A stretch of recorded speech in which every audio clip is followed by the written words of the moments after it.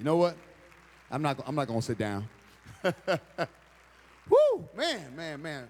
First, giving on to God, Pastor Blunt and his wife. This church on the rock, man. I'm stealing this band. After service, I just started playing guitar. You got to talk. I'm serious. Bring your guitar back. We're going to talk. You're going to show me something. Y'all are something else here. This is the second service. You guys are special. You got a very, very, very, very special church here. And I just want to say, I hope you know. I hope you know. Because sometimes you don't know. You get so used to something. It's like sometimes like your husband or wife. You don't know. You got something special you don't know. Because you see him every day. How you doing? How you doing? How you doing? Don't forget that. My wife is here. Meredith. My son, Royce. That was my daughter that was singing up a little earlier, so that's my family. I'm proud of her. She wrote that second song. It's called Imperfect Me. It's like about all of us, what we go through, because none of us are perfect, and those who are perfect, please get out this church. Start your perfect church on the rock. You by yourself, you talking about you, with you. Y'all go ahead and sit down. Sit down, everybody. Sit down. The reason I'm walking around here limping and wearing my tennis shoes, I had to replace my knee. I'm not old. It's the mileage. It's what I did when I was young. It ain't about being old. I worked it. I worked this knee till there was nothing left. So all you young people, when they replace your knee, it means you had a good life. If you're 60 with good knees, you didn't do nothing at 20. I did stuff. I jumped off buildings, jumped on trains, ran through bushes. All that stuff your parents say, you're going to pay for that. Yeah, right. Okay, you're right. Young people, your parents know what they're talking about sometimes. Trust me on that. I know you're 13, they 60, and they stupid, but trust me. They live to be 60 some kind of way. You just 13, so why don't you just hang in there, see what you know at that age. I want to say this is Easter. This is I'm not a preacher. I'm not trying to preach. My dad's a preacher. I'm the son of a preacher, so I have my issues. I was trying to find myself. I talked earlier because a lot of times in our life, we're always trying to find ourselves, trying to find out why we're here. Especially young people, you're trying to find out why you're here. What is your purpose on this earth? What am I trying to do? I look at parents. Your children will drive you crazy, and all of a sudden, out of nowhere, that little caterpillar becomes a moth. So hang in there. I was the caterpillar for a long time. I probably crawled longer than I should have before I finally figured out who I was. But today is a special day. We look at Easter. When I was looking at the Passion of Christ, it's so hard when I look at that. First, I can't see how somebody can do that to another man. How can you, even if you don't like somebody, how can you do that? And people in the church, it was like people in the church hitting Jesus. That shows you when you got a special light, you're hated. So don't feel bad. If you're a Christian that hates you, you did something right. When you walk around and they see that light around you, when they see that light is too much sometimes. Young people, sometimes you don't realize why they hate on me, because they see something you can't see yet. There's some greatness about to come out you. They're trying to suck that out of you. They're trying to suck your light out and put you in the dark where they're at. So go ahead and take that hatred. Go ahead and take that jealousy. Hate me. Hate me, hate me, hate me, hate me. When nobody hates you, you ain't doing nothing. When everybody loves you, you ain't got no talent, no skills. You ain't challenging nobody. When everybody loves you, you ain't a threat to nobody. You need some people to hate on you. That means you're doing something right. So that's not a bad thing. Don't feel about it. You don't feel bad about it. But I also know there are special people. Like when I looked at the Passion of Christ and I look at Jesus, what he took for y'all, I would not have done that for y'all. Thank God Jesus did.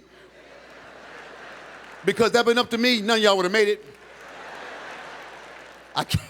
See, we look at that. We talk about what we take as Christians. We talk about faith. That's faith. See, we talk about faith. Remember? We talk, and they told Peter, for the cock crows 3 times, you gonna deny me? And he said, no, I won't. And when people show up sometimes, I know me. I look at the scripture, I look at the old scriptures. Those are just words. We got to think of the stories. Like Jesus, walk out in the water to me. Jesus, I can't do that. Send somebody first, because I can't swim. I love you, but I know you might be angry at me this week and let me drown. So when they talk about living by faith, they say that the faith of the size of a mustard seed. People don't understand. It don't take a lot of faith to do a lot of great things. It shows you how little faith we have. We have to step it. I think right in this time right now, we're living in the hard times. They talk about recession. They talk about all these hard times. We've been here before. Anybody here 50, 60 years old, this ain't new. This is our third time.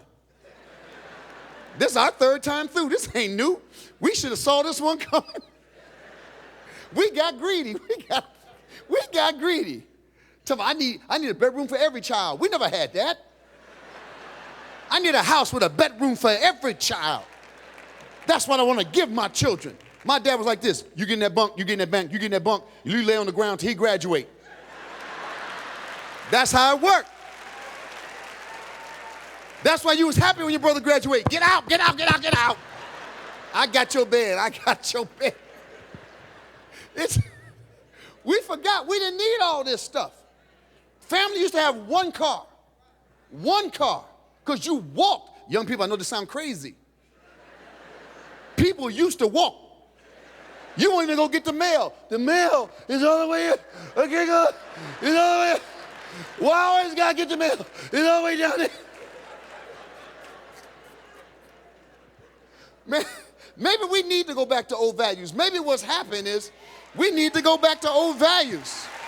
Maybe this is God's way of saying y'all need to go back and get tough again.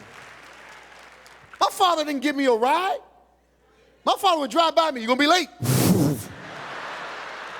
Better hurry up. Kids was tough. Wasn't no safety belts. Your mama caught you. You all right? You all right?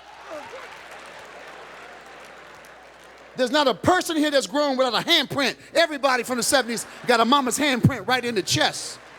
The baby was in the back window. They put the baby in the back window. Turn him over, say, don't burn up. Just put him in the back window.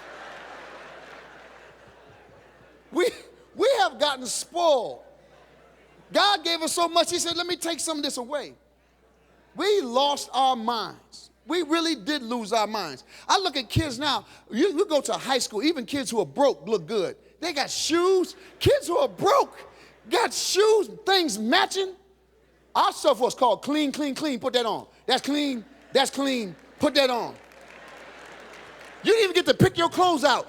Your mama would go shopping and put stuff on the bed. You'd be like this. I ain't gonna wear that good. Okay, mama. They take it from you. We have forgotten the values that got us here. We've forgotten what this is all about. We're tough people. Americans, we're tough people. You can't hurt us. Can't jack us up. Especially Christians, man, we're supposed to be tough. We're supposed to understand suffrage. This is what happens. This is, okay, it's like marriage. I think church is like marriage. When you first join the church, if you've never been to church, great things happen for you. Like we get married. Then afterwards, okay, here's real church. And things start coming at your way. It's like marriage. You got that couple of years, I love you, I love you, I love you, I love you. Third year, what? What? Say it. Just say it, say it, say it. Now you got something special. Now you in a marriage. You're not in a marriage till you sit down and have breakfast. What? What? That's when you got somebody you love. All you people just got married. I can meet you. I miss you. Go on, go on, go. That's a marriage. I'm stuck out here. Well, I don't know what to tell you. I don't know what to tell you. It ain't that far to walk, baby. I think we need to be ruffled up every now and then because it makes our faith strong. Because you know what? Think about it. God, the way God works with me, the way he worked in my life, and I got off point myself. I got out to Hollywood, and I was like this. I was a kid. I ain't never been cool. I ain't never had nothing cool about me. I wanted to be cool. I just couldn't be cool. You remember, some brothers had that coolness about them that when they walk in the room, women go, they can't breathe. I was the one you got breath on. Here he come. You caught some breath when I walked back in the room. You got your oxygen back. I used to dream of the day I was going to be somebody special. And I finally got to Hollywood. And I got to Hollywood and said, this is it. I'm a comedian. I'm funny. I'm an actor. But Hollywood never got who I was. They just, I never understood why they didn't get me. I just couldn't understand why they didn't get me. And the main thing was when I first started doing comedy, I was dirty.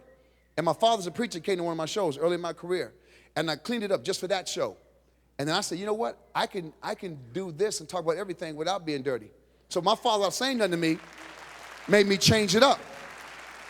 But I found Hollywood takes you being,